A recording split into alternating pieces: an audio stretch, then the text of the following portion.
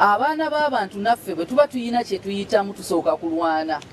ne twerabira ne gwe tuli naye nti bitamu kino era naffe ffenna tuyita mu bizibu tugayi Katonda ndaba nga nkiyitamu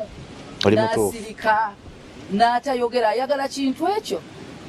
wendi onesiga mpita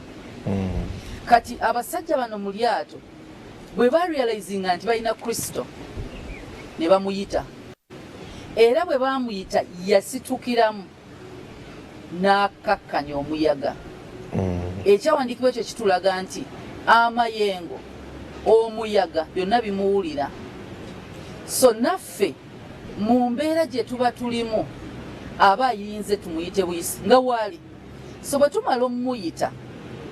embeera yonna emuwulira bwe guba omuti gwamuwulira ne gukala n'agukolimira ne gukala ffena tuyinza okwebuuza kati tutudde wano mu muti amatu gali luddawo agawulira ekigambo omuyaga guwulira gutya ekigambo ennyanja ewulira etya eddoboozi lya Kristo ffena tuyinza gamba emizimu gyamuwulira egya ligyoni ne giraajana yatulaga nti embeera ffe gye tulowooza etalina matu emuwulira